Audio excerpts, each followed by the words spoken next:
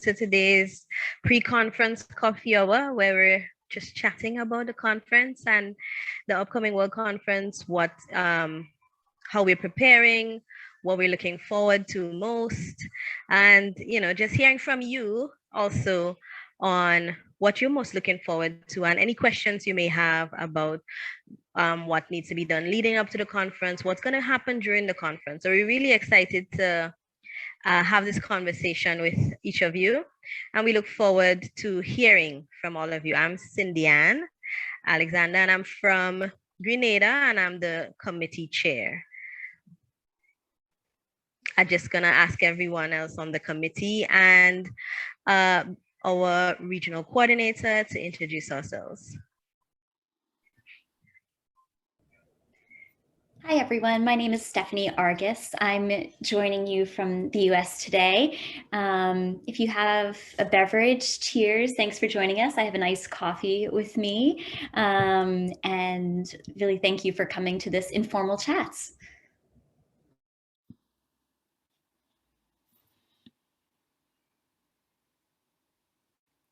Claudia, do you want to go first or?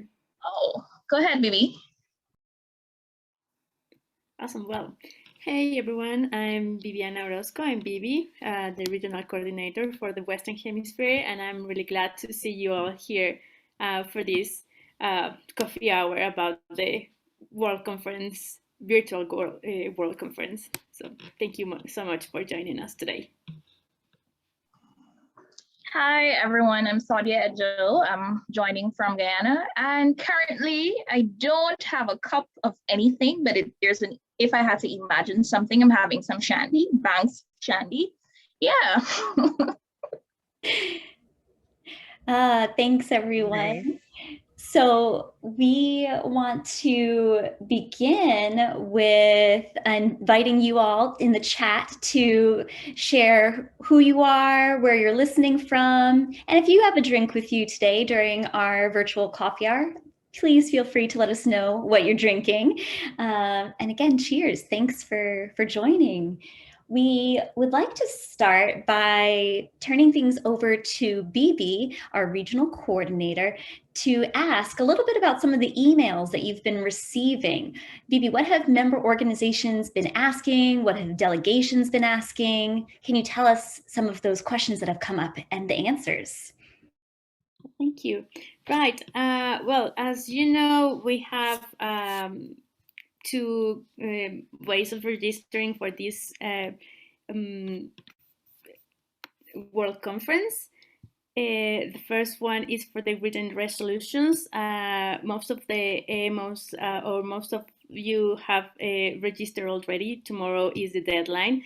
So I just wanted to clarify how it will be working, as we have first the written resolutions that will be, or you will be voting on the well, in this period from the 16th of June to the 14th of July, I think.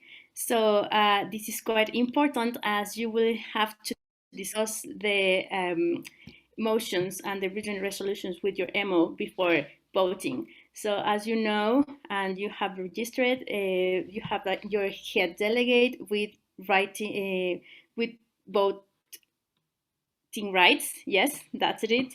And well, I don't know if you have any questions about it right now. You can share it with us in the chat. And then I just wanted to let you know that we will be sending some more emails with more information about the way you have to vote and how you will be able to enter the application and the platform where you will be able to vote. So yeah, I don't know if you have any questions right now, or we can put it for like later, Steph. Sure, we can pause and see if anyone has any questions about registration, about confirming head delegates. Feel free to use the raise hand function in Zoom if you do have any questions, and we'll gladly call on you. We'll just open up the floor for 5 or 10 seconds. Any questions out there? Specifically about registration matters or key dates.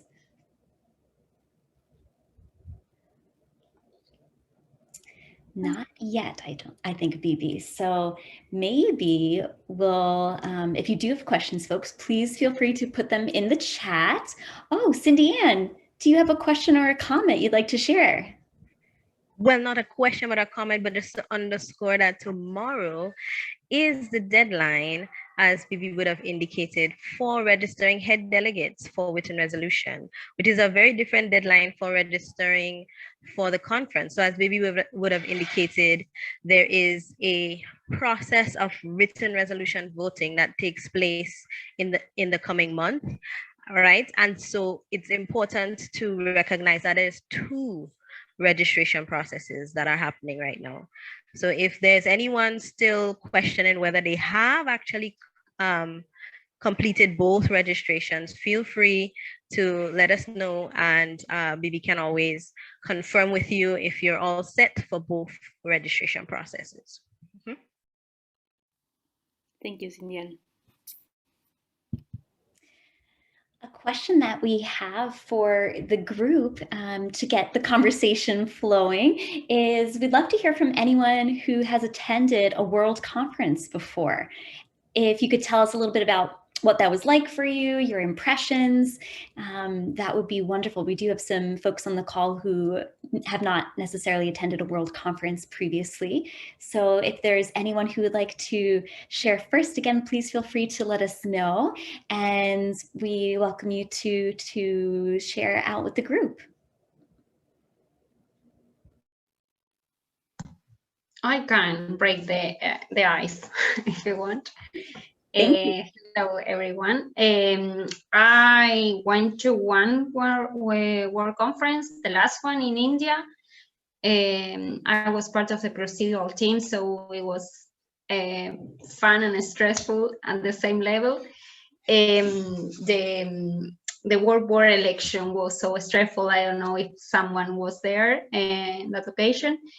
And I really enjoy, and I would like to in this conference happen something similar. I hope we can get this kind of conversations and special moments that happen in our conference. And I think it would be a huge challenge in this particular moment we are living, but it's possible.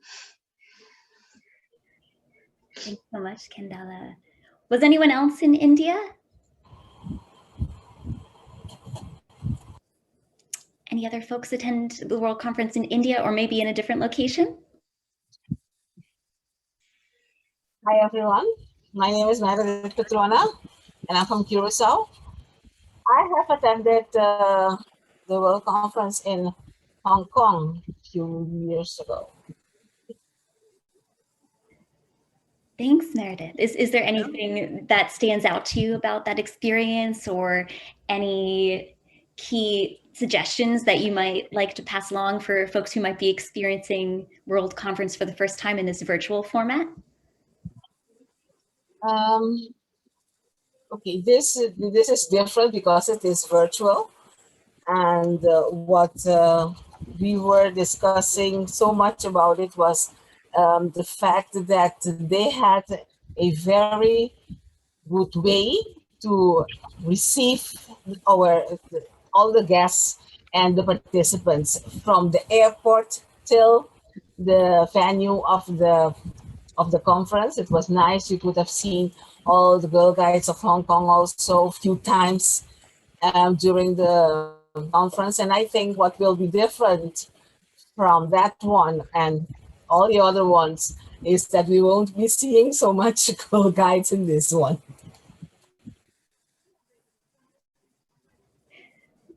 Thank you. I attended a World Conference in India.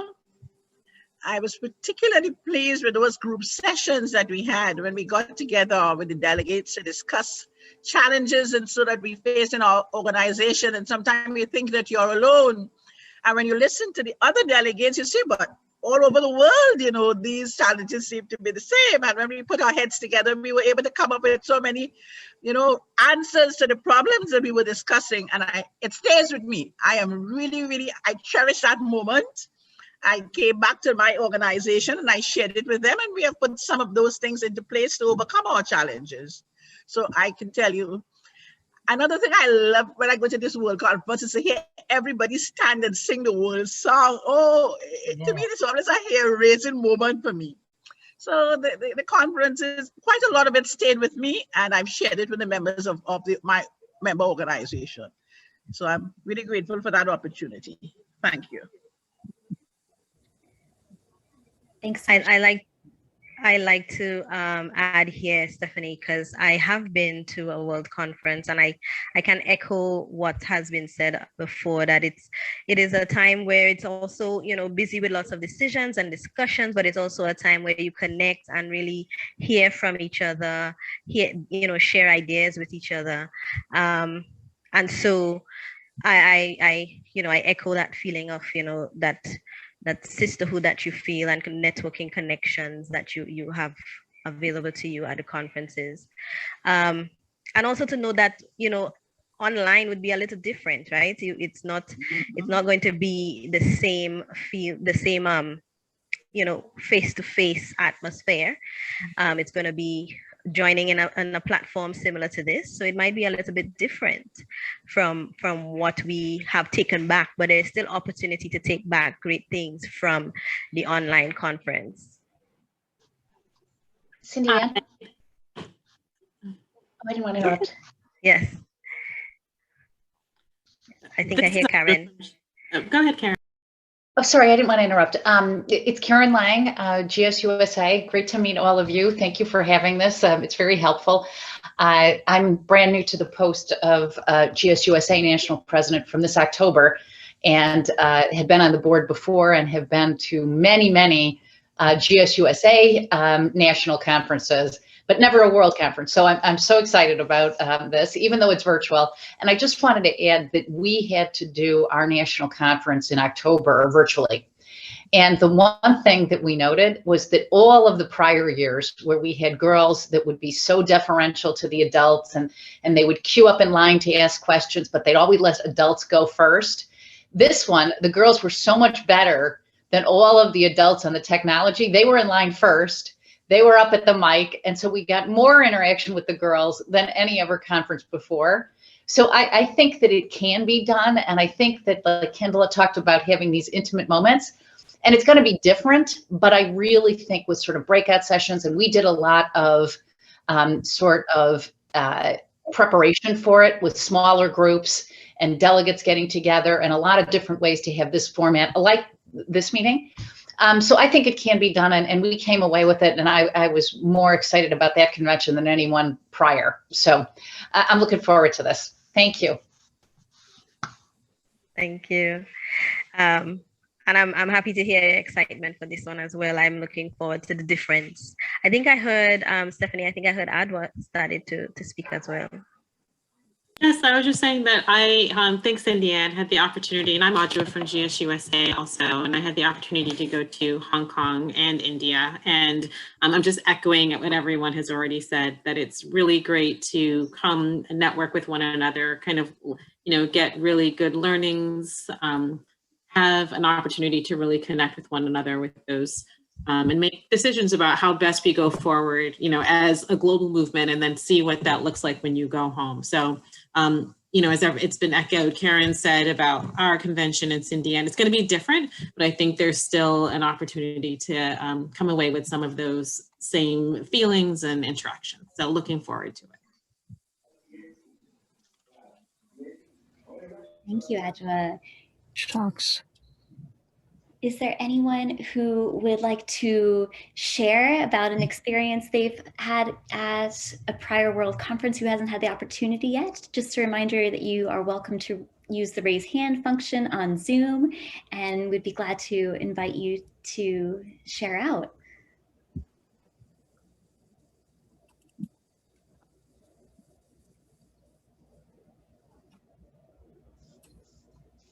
maybe something we can actually speak about next, relatedly, is what did it look like to prepare for World Conference? Especially, it might be useful for folks who will be attending their first World Conference in this virtual format. So if you've been to World Conference before, or if you have some preparations that you've already started, let's talk a little bit about that. What should we be doing right now as we look forward to July?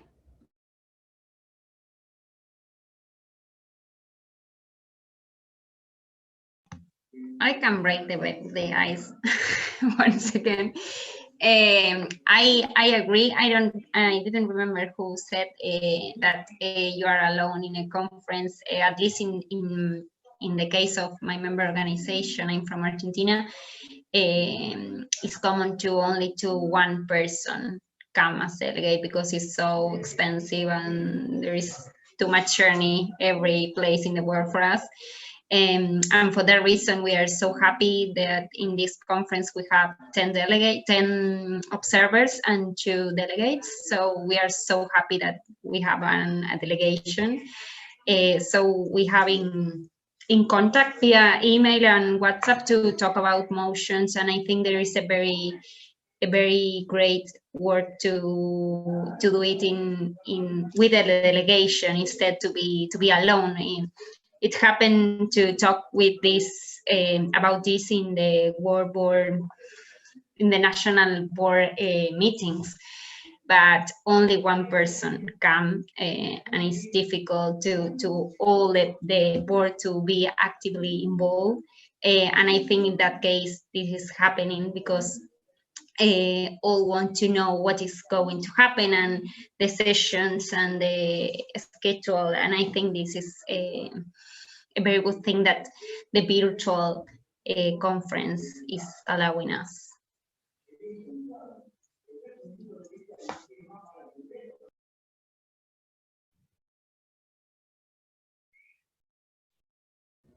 Thanks, Candela. So Deanne, please go ahead.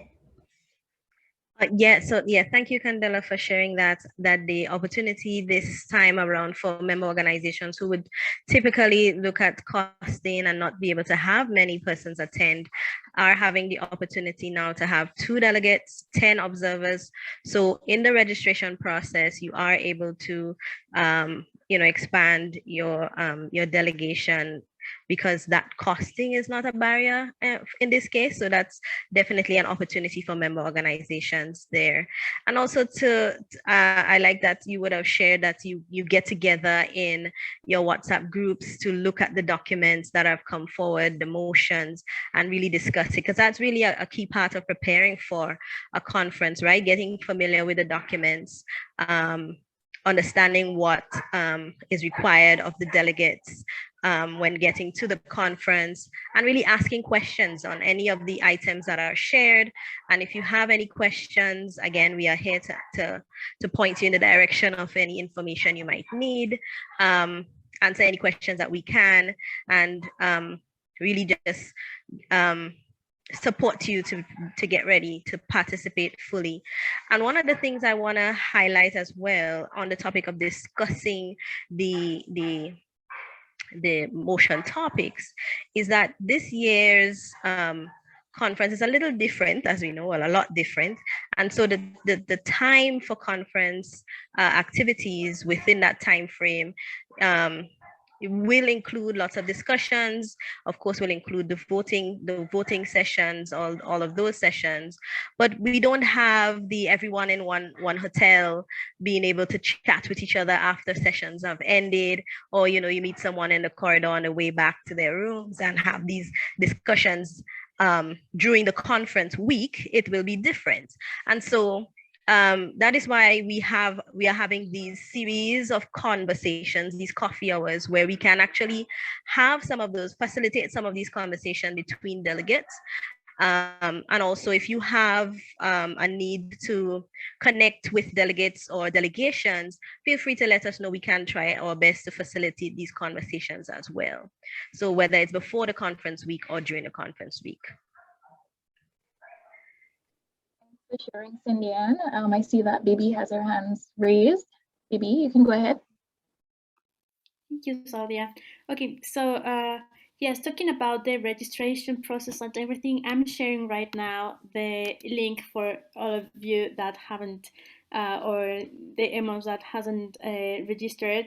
I think most of the faces I'm seeing here, you are already registered, but I'm not sure about your delegation, so please check it. We have until May 31st to do so.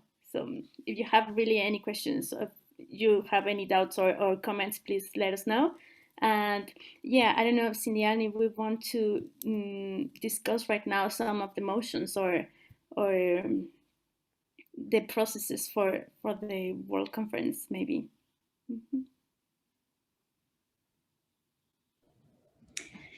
I think that would be a great idea, Bibi. Also, I wonder, other coffee hour hosts, we have some documents that we wanted to drop into the chat. I wonder if we could do that now. We have, for example, the WAG's written resolution policy and a few other documents that we want to make sure you have accessible and handy. We know that it's in lots of emails, so we'll drop those into the chat now. Feel free to download if you haven't already seen them, and keep those close by as we prepare for the weeks ahead.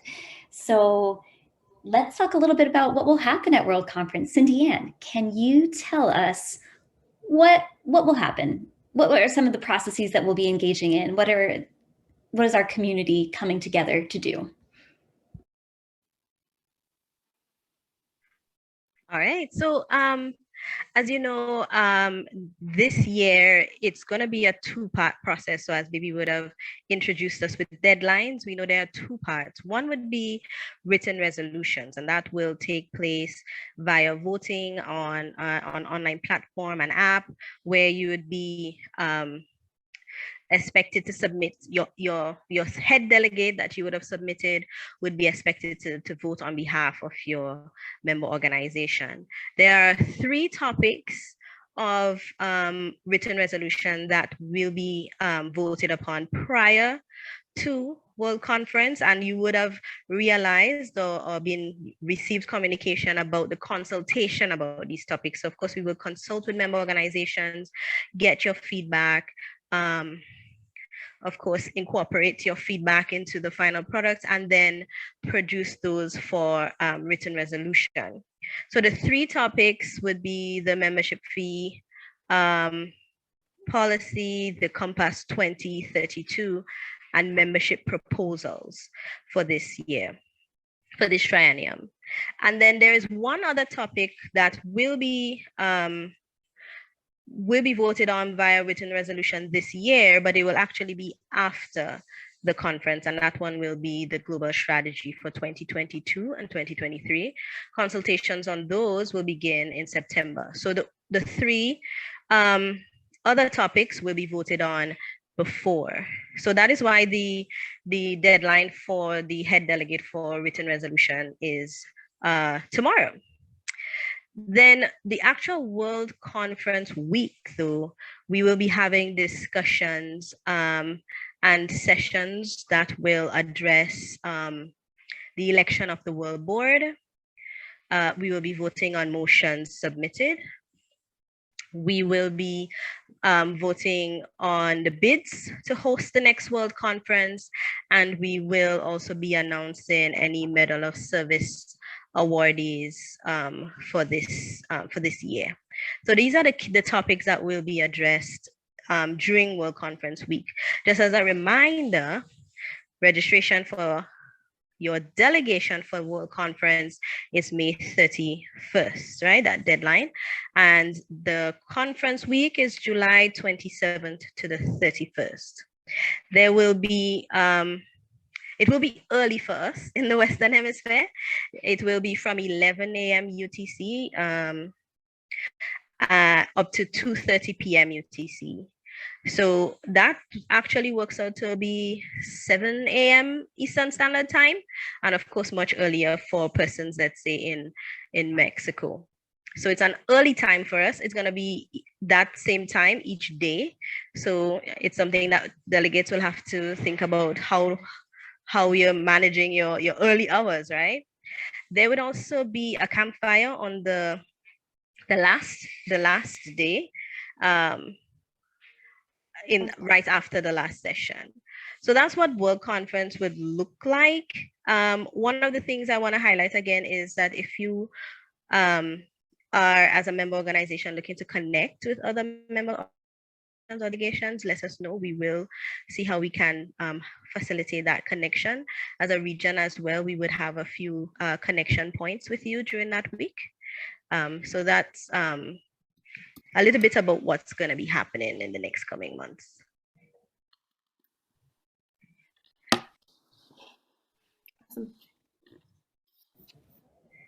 Thank you, Cindy Ann. Are there any questions that came up for folks as they were listening to that run of show?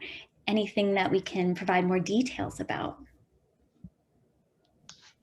Stephanie, this is Karen. I was just wondering, in terms of future of these coffee meetings or any of these other ones, do you have a calendar of the full cadence so that we can share it with our delegation? Because everybody wanted to sign up today, but we didn't get notice. And you know, Wendy Drummond, our international commissioner, had to attend a funeral, and I want to be able to make sure everybody can attend everything. So do you have those?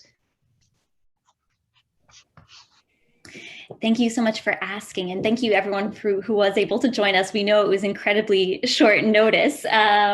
We do have some dates that we can send out to everyone on this call later today, and we can share that the upcoming plan is for May 23rd. There will be a Spanish language coffee hour with conversation very similar to what we're having today.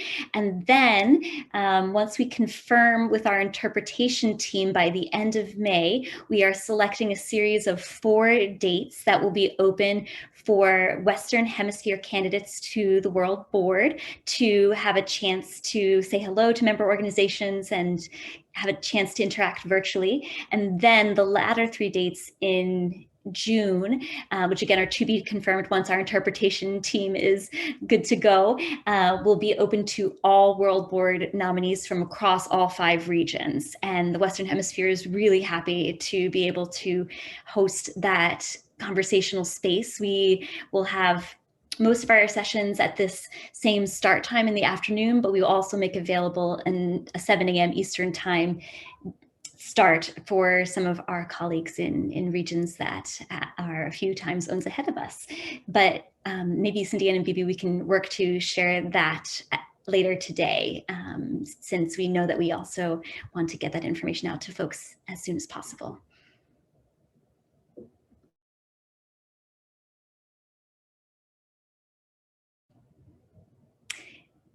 Thanks for asking that, Karen. What else is on folks' mind? Any other comments or questions, big or small?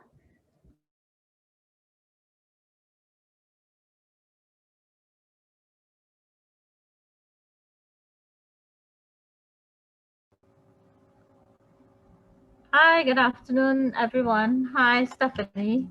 I'm Hulda from Trinidad, and I don't have any questions, but I would really like to say that I was so impressed that the World Conference is actually happening, even though we can't meet face to face. You know, that the agreement went forward to still have the conference, and it shows that we're still pushing forward no matter what. You know. So it says a lot about our organization and who we are and what we are doing and how serious we are. And I'm really excited to be a part of it. This is my first time, so I'm looking forward to whatever happens. And that's it, really. Thank you so much, Hulda. Who else is joining us for the first time? We heard from some folks who have already attended World Conferences in the past, but please let us know if this will be your first World Conference and what questions you might have. As a reminder, you are welcome to raise your hand and I'll gladly invite you to speak.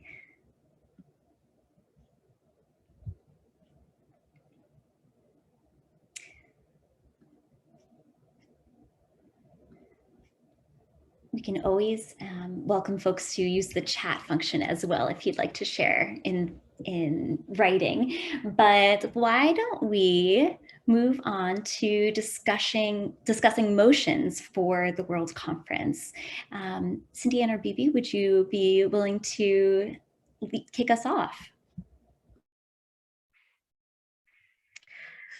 Sure, I can start off by just sharing a little bit about the expectation on the discussion today. Since we are not the proposers of most of these motions, we're not going to be talking about the technicality of what's stated in the motion, but just to really chat a little bit about how you feel about preparing to vote on motions. Would you like some more conversations? Do you have any questions on how motions will, impact member organization? Or even what is a process, you will be having, as we said, an opportunity to discuss the motions during the conference, just bearing in mind that sessions are an hour and a half. So if you have any smaller questions that you think might help clarify your expectation in preparation for that discussion during World Conference Week, let us know. We are here to chat with you about it.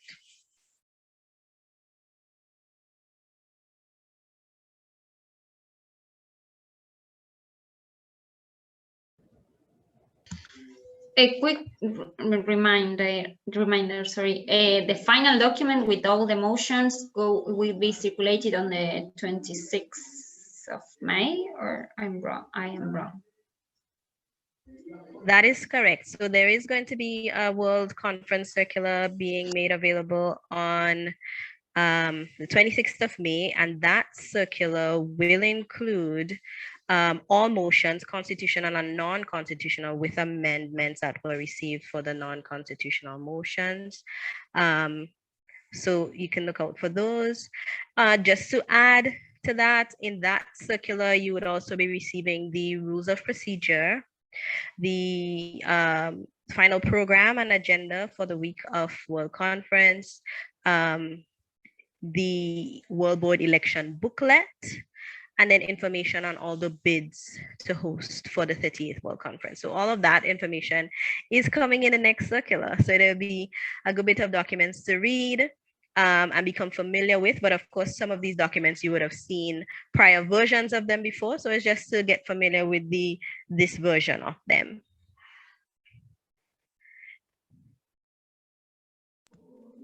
Thank you.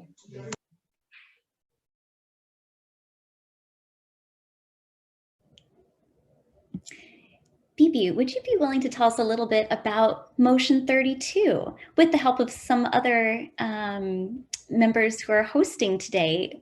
It would be great to hear a little bit about Motion 32 specifically. We know some folks may have attended informational sessions previously, but it's something really important that we'd love to bring to this discussion today. Right. Thank you, Steph. Well, as you know, we will have a second session of a second webinar this next Saturday, I think. So if you haven't or you have not participated yet on it, you can join this session as well. Not just you, but young women in your MOs as well are quite invited to assist, to attend the webinar.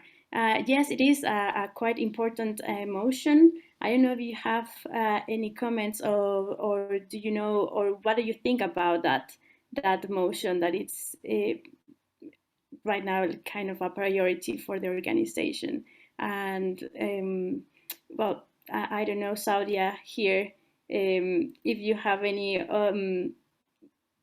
I don't know, comments about that, or you want to add anything important about the motion.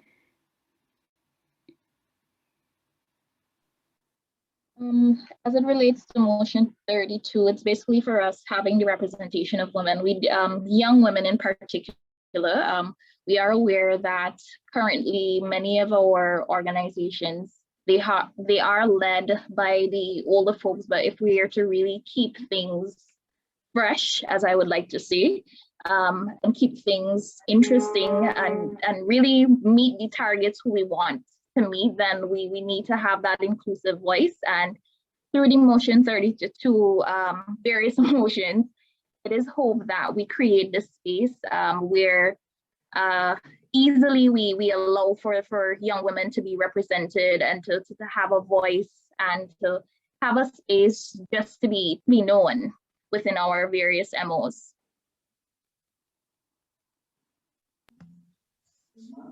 Something, I didn't raise my hand. Something very interesting that happened around the motions. There are 5, I think.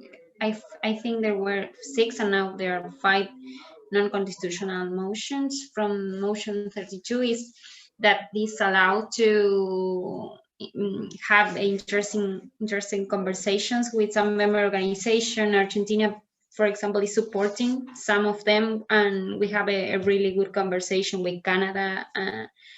And I think there is a very good opportunity to interact between member organization, and I think it could be a very good moment to talk about Motion 32 and the way we involve young women in our member organization and in all levels, at WACS and regional level, and we are so happy for that.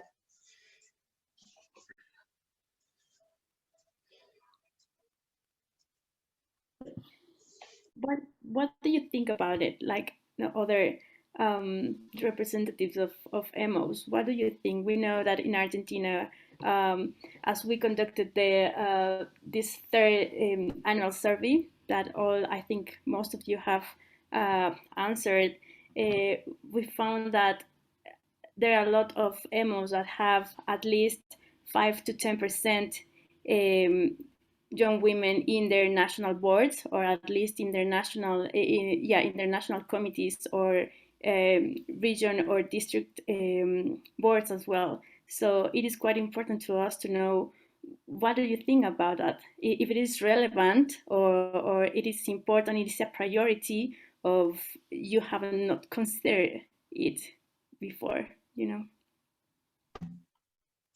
I think in Argentina in the last 6 years, many changes came along, and it was a very good opportunity to girls, to young women to involve at the national board, for example. And at that moment, we are 13 at the national board, and I have the number, but I don't remember now. But I think that 6 of us are less of 30 years old, so we are very young national board, and it's something that happened with in a very long process of changes that the organization is making, and it's happening in the regional level in the organizations, and in the provinces is happening that the boards are with many young women, and we consider there is a priority. Because we need to have this it's a very difficult word in English, intergenerational, yes, okay, conversations, and it's a very good moment to do so now, and we have the very good stories about this, and I am the current vice president, and it's the first the youngest vice president in Argentina, in Argentinian guys, and I think that is important to show and to other young women that it's important and they can be here. The other day we do a Instagram live with Viviana, the Chile president, and on the chat appears some question about how do you do, or it's common to girls to have to ask, okay, what the president or the vice president do in guiding, because they don't understand.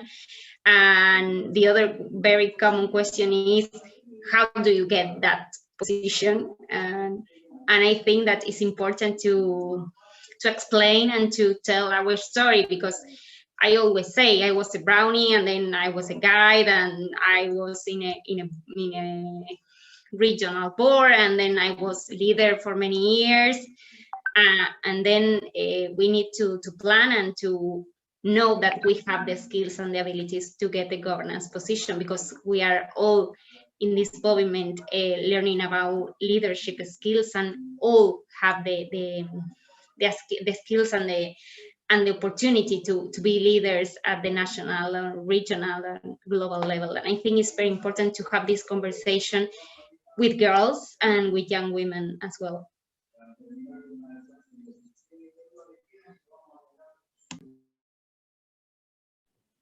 Thanks, Candela. Would anyone else like to share, or do you have any questions which you have at this moment?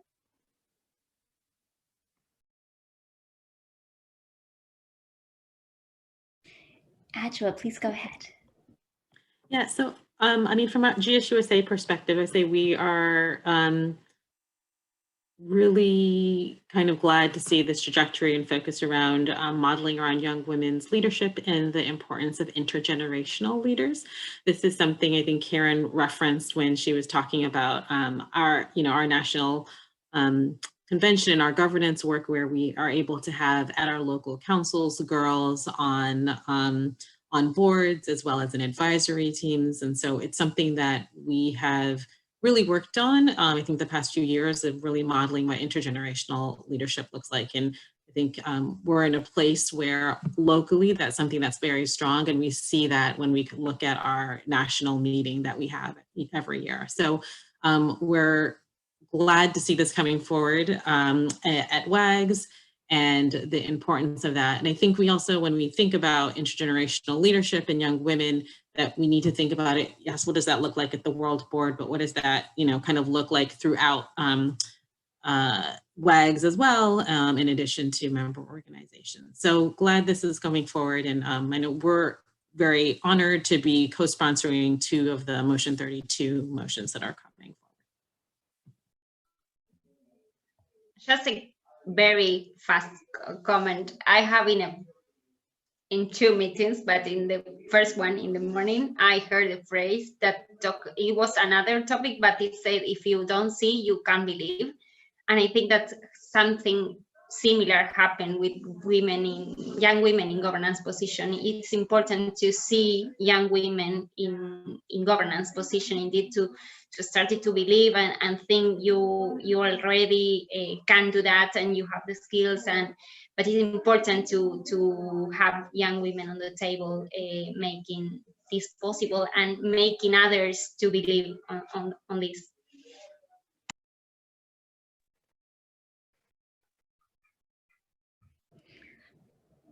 I just wanted to, I see that Ado put in the chat, see it to be it, which is like what Candela just said.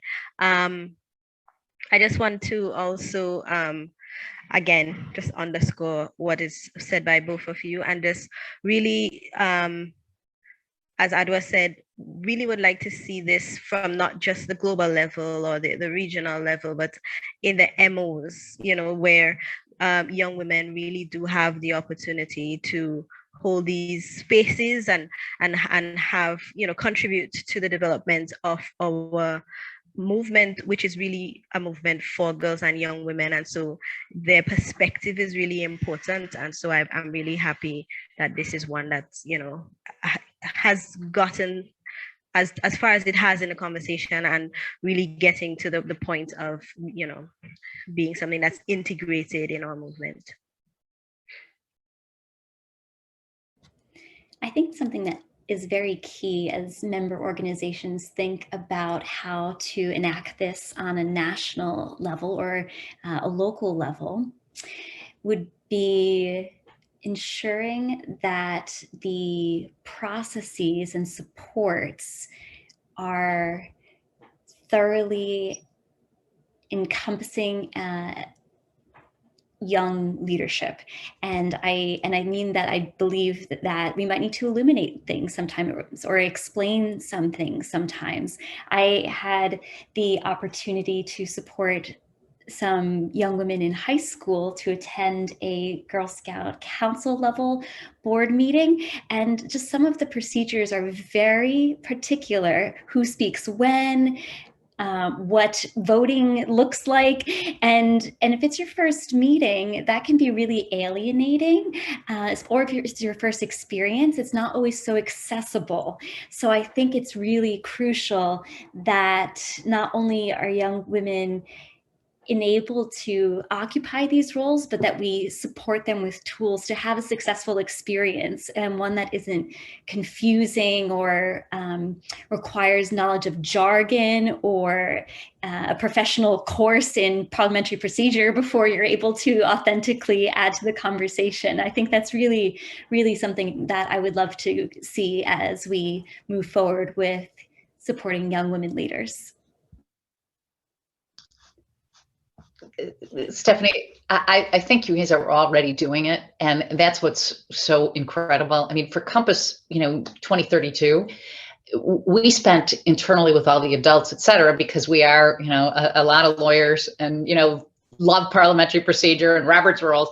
And because you did it virtually and we were able to get girls, we had every one of our 110 councils across the country nominate a girl. And so we had, you saw it, the GSUSA had a big delegation, and we prepared with the girls in advance. And every one of the girls, they were all like Candela. I mean, these girls were better prepared. They were organized. They gave us better comments than most of the adults. Don't tell the adults, Ajwa. But it was true. And it was just so heartwarming that they had an international experience about such important work. And so, you've inspired us so much about this in this motion and the other to think about it in terms of our governance meeting. So when we have the national conference again, which will be our next one, will be in 2023, we're looking at it to have, in addition to the governance meeting, we're having a separate whole world conference a girl conference just for the girl convention. And then we put a bid on as well for the world conference, but to be able to give all of these girls the opportunity to have sort of their own convention. So this was very inspirational. And I think that, it's making more than lemonade. This is, incredible out of the lemons that have been COVID with this virtual opportunity. So thank you about this, because I think it's just great to get as many of these girls involved, because, I'm inspired by all of you. I can't imagine what the young women are. So thank you. I just want to follow. I'm sorry. Oh, no, go ahead, Ajwa. I was just thanking Karen, but I was planning to turn it over to you anyway. Great, thanks. I just wanted to follow up on both of those points, and going back to Stephanie's point really about girls being prepared and making sure that they understand how to come into these spaces with adults. And I would challenge us a little bit on the opposite side of that, and making sure that we have adults who are welcoming for girls and are also prepared and supportive of intergenerational leadership, because some of the obstacles that happen at a local level, nationally, I think is, some adults not being ready or prepared or understanding why young women or girls need to be in those spaces. So as best as we can, when we talk about intergenerational leadership, we need to prepare those adults, but we also need to look for adults who know how to shepherd young women into that pipeline and having them be part of the conversation and helping to lead with them. Thank you. So important. Bibi, go ahead. Thank you. Yes, definitely. That's with what we are doing here right now. Like trying to share information with you as we are over 30 now. We will the ones that will lead them. Yeah, like the ones that create this opportunity for them. So it's our job to invite them to be part of this, to share with them what we know and get them through it to become, like good leaders, as Candela always said. So yeah, that's we do right now, and share with them what we know. Thanks for sharing, Bibi. Based on what the last two speakers would have just said, I'm kind of curious. We have Gwendolyn and Eurydice present with us. So I wanted to know, from if you were to look at your member organization, how do you see Motion 32 panning out specifically for your organization, if you can share with us?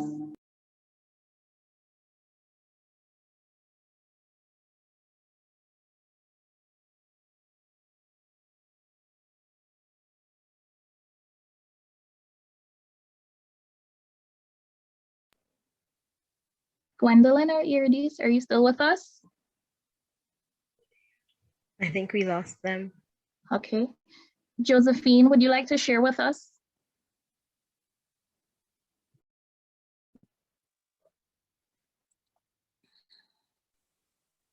I see that Joanne is unmuted and Josephine. Hello, Joanne. Oh, So I think we could hear from Joanne and then we hear from Josephine. Yeah. well, I'm from the United States, and I agree with both Adjoa and Karen in all the way that we are trying to get the girls into leadership and so forth. And in fact, I was on a task force for girl advisory candidates for the board. And so we know that we are doing that. I was one of, I don't know how many, and I had 14 or 15 applications to review. And so there are some talented young women who are going to be helping Girl Scouts of the USA in what they're trying to do and to groom them into leadership to go on and replace us. So yes. Thank you, Joanne. Josephine, is there anything that you'd like to share? Okay, it's afternoon now, so I'd say good afternoon. Can you all hear me? Okay. That is something I am in total agreement with, because that is the way I have been operating. My job is to help find people to replace us. And that is what we are in the process of doing right now, looking for younger members to come in and be a part of our organization. So whenever I see somebody with the talent, I am in the process of searching for past Girl Guides, past Rangers, past leaders to come in and do it again, because we all are getting older. I think I'm the second oldest in our organization. So I am willing and ready to work to get people to replace us, because we can't do it forever. So that is my job right now.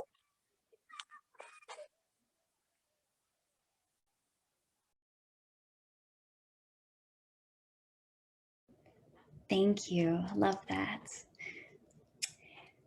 Everyone, we have about 5 more minutes left for our virtual pre-conference coffee hour today.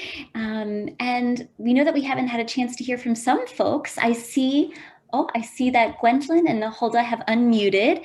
Gwendolyn, I invite you to share first, if that's all right, and then we'll go to Hulda. It's my pleasure to be here, and I appreciate what all y'all have been saying. Are you hearing me? Yes. You are hearing me. Yes, this would be my 4th, I think, World Conference, so I know pretty much what it is. So I've been listening to you all, and I'm sure everything will go fine.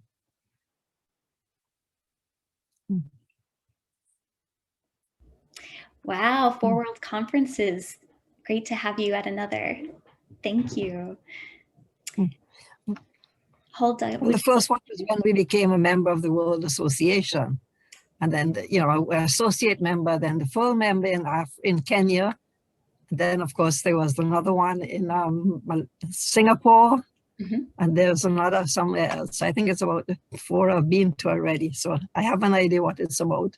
But it's good hearing from all of you. Thank you so much.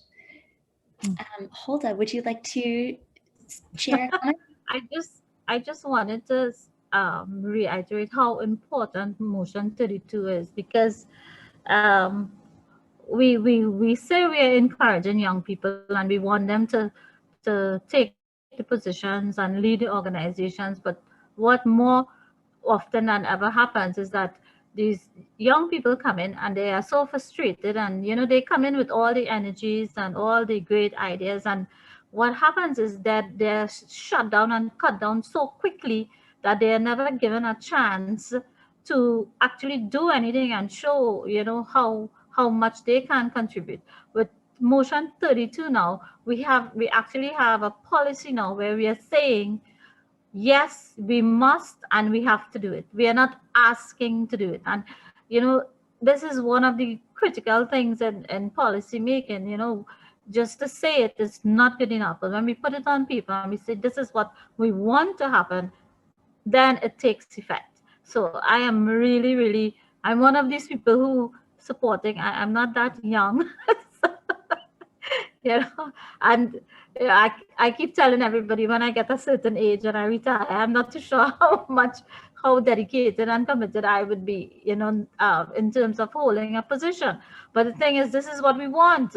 We want the young people to come in, and we have to be willing to lead them and challenge and champion them and support them, go all the way behind them. It's not good enough to say, go ahead and take that position. And this is what is killing us. This is what is destroying everything that we are building. So I'm not to sound totally overwhelmed, but I am. This is the greatest idea we've had.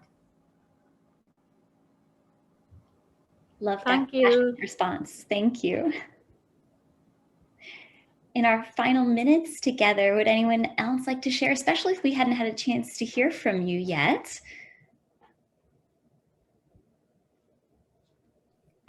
Well, good afternoon. I'm Maria from Guatemala City. I'm the president, and I'm very happy to be with you this afternoon. In Guatemala, we also have the problem with the young leaders because most of us are people who have been in the association for many, many years, and we are looking for people that can work and that can have the compromise to be sharing and working with all the young people. But the problem is that they are students and they are with their families, so they don't have enough time to work with the association. But we continue working with this challenge, as many of in your associations, and we have to work together, I think, trying to find out what we are going to do, because as an association that is globally, we know that we have to work together to be more specific and to be more dynamic for the young people, because they are having a different way to work and a different way to live, especially now in the pandemics. So we don't know how long are going to last this situation, and we have to find out many tools for motivating the people and the young leaders, and also the ladies and the people to work with the association. So I think it's a good idea to have these meetings, and especially I congratulate all of you that are working hard for having us together and talk about the problems. So thank you very much, and nice to meet all of you. Thank you so much, Maria, for sharing that.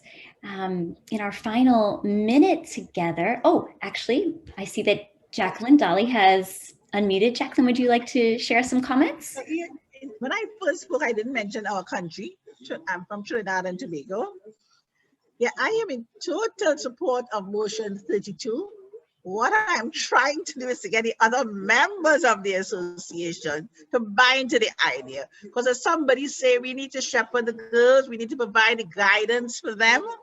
And I think that is what is lacking. Why they not? Because we have tried, we had a very young chief commissioner, once in her 30s, but I don't know what happened. Things didn't go well, and she did not even serve the term that she was supposed to. And then we tried with other young people. We They went to the World Conference. When they came back, they said they were too busy to continue. So we have been trying with our young people, but we must not give up. We must make a greater effort to provide the guidance that the young people need and the encouragement that they need to help them to understand that, yes, we don't only want you in the organization, in our member organization, but you need to look at even Western Hemisphere and even further into the global. So we are trying. I'm certain that I'm going to make a concerted effort to ensure that we make room for that 18 to 30 and that we get them involved in decision making. Up to today, we had a meeting and I'm telling them we can't all make decisions. Get the young people involved. We need to hear how the 18 to 30 feel about the changes we are making to our policy document. They may have different thoughts in it and we need to do it. So we're going to get there, but everything takes time before we can achieve the results that we're looking for. But certainly I'm in total agreement. Thank you. So much. Thank you. Well, everyone, we've come to the end of our virtual coffee hour, our first virtual coffee hour. Don't worry, there's a whole series planned, so we hope that you stay tuned. But just before we all part ways today, Bibi, Cindy Ann, could you please remind us of any key dates that member organizations should keep in mind or any key actions that should be top of mind?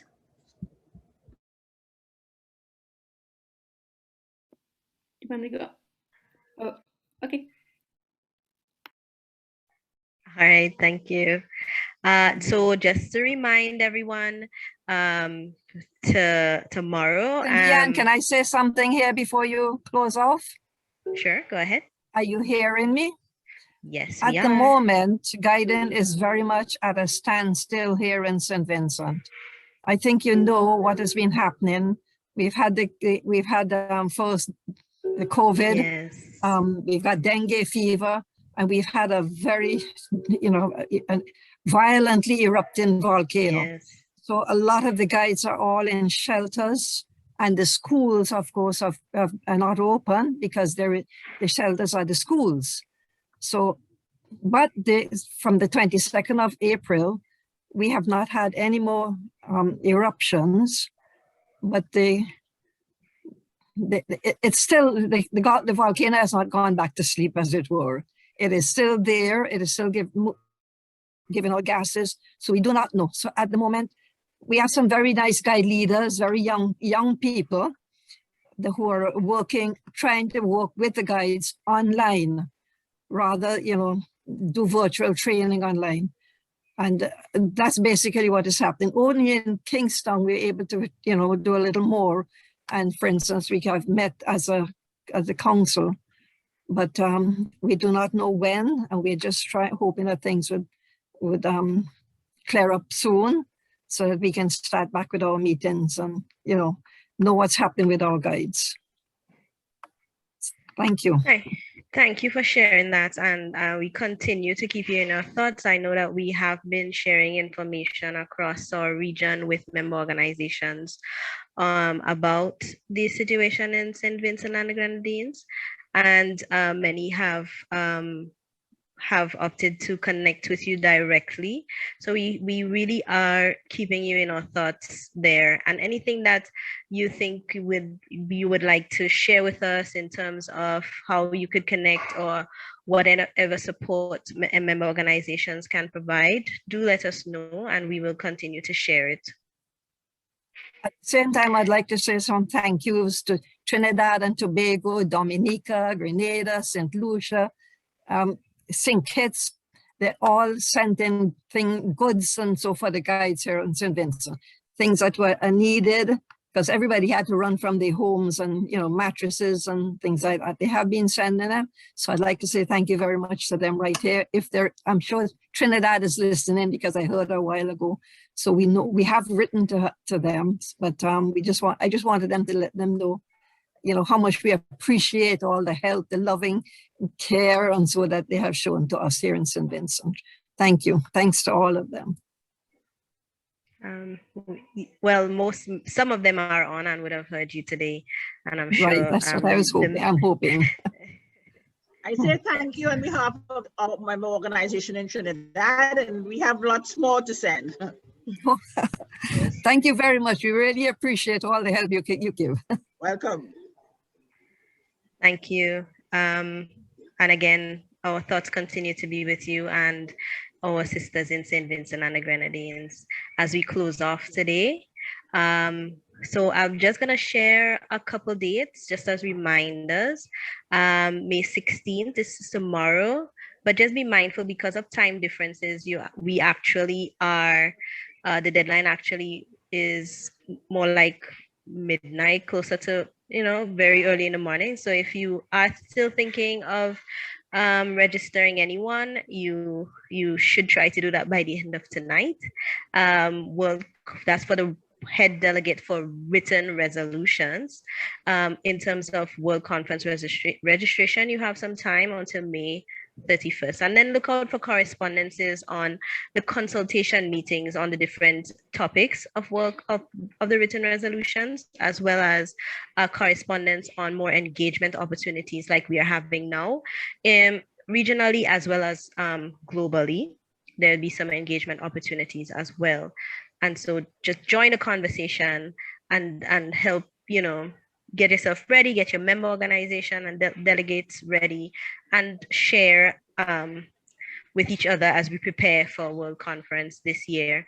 One of the spaces I would like to remind you of is that on Facebook, the Western Hemisphere has a World Conference conversation private group that is for all delegates of our member organizations. Feel free to join that group. You will see that there are already some questions posed in the group on motions. So not just motion 32, but there are some questions posed in the group on all the motions that we would be expected to discuss. So as part of preparing and getting ready for World Conference, feel free to join that group and share your thoughts, ask your questions, and then let us know where you need us to support you.